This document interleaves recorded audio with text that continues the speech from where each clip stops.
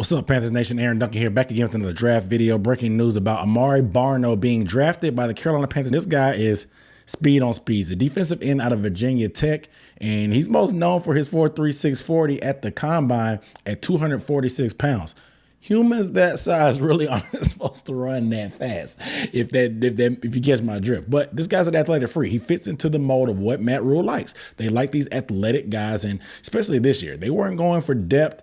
They weren't going for as many numbers as last year. They want to build depth with guys that they can stash and develop. I think we're pretty good as far as depth-wise in this draft, as far as the guys we got. And we got some guys that we addressed the needs with quarterback and tackle up front, but everybody else seems to be athletic guys that they feel like they can mold, develop, hopefully give them some experience and kind of mold that clay, I guess, to fit them into the type of system that we have. You get these athletes in here that can run, that can move, that have the frame that needs to be filled out and developed with a strength program, and after getting some time in a system, and you can build on that. This guy's going to be immediately plugged in, probably has some depth behind, but he gives me vibes of they comparing his athleticism to Brian Burns, of course, but I'm more so looking of Marquise Haynes. If you remember, Marquise Haynes came out, he was a tweener. They didn't know if he was going to be a 3-4 stand-up guy or be able to put his foot in the ground. He was a fast guy off the edge that was very lanky but long.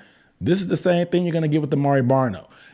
With Marquise Haynes, he's obviously, you see he got a second contract with the team, even though the team that drafted him, the regime that drafted him, it got fired. But Marquise Haynes slowly but surely has developed himself into a guy that has a lot of pass rush moves. He's been able to get a little bit better using his speed, not just using his speed, but also being good with his hands and being able to add some more moves to his repertoire outside of just speed. Now, Barno, this guy, he doesn't have a ton of moves when it comes to that. He does have this little counter move where if he can't get around the corner with his speed, he'll come back and spin inside, which works a lot.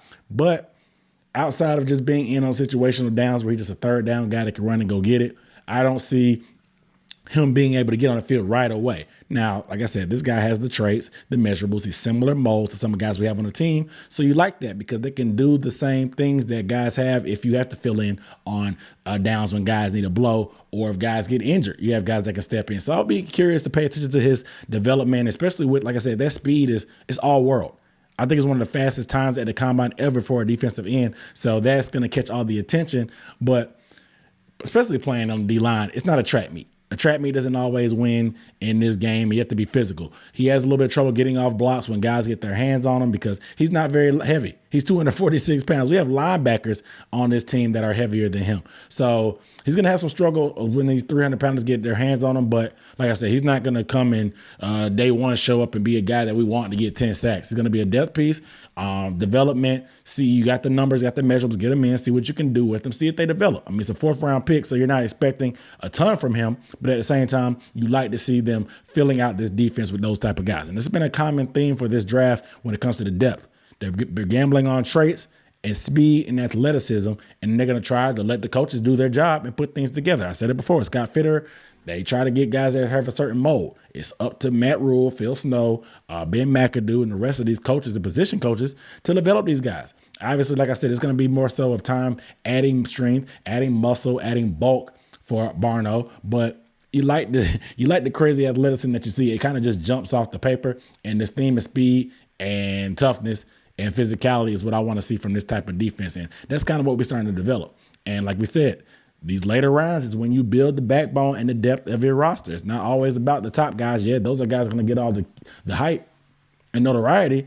But these pieces that you find now are the guys that are going to fill in and fill out your roster and compete. They're going to be on special teams. This guy, like I said, I keep talking about the speed, the size. You want these big type of guys running downfield on special teams, making plays on your kickoff team, on your punt team, doing what they have to do. And I like it. I like the moves. I like the idea. Like I said, I'm taking it for what it is. I know people are going to fall in love with that 40, but it's not a track meet, guys. We're not going to win any kind of track meets here, but you do love the potential of this guy, and I'll be looking forward to see what he can do and see if he can put that rubber to the road. I guess it's for pedal to the metal, whatever you want to say when it comes to all that speed and stuff like that. But NASCAR package type of guy, a developmental guy, gives me vibes of Marquise Haynes and development he took to become a decent quality pro for us. So I don't know where his ceiling is, but like I said, he'll be a depth piece in my opinion. But you guys let me know how you feel about us getting the fastest defensive end in this draft class down below in the comments. I'm Aaron Duncan signing off. Make sure you are subscribed if you have not. I'll see you next time.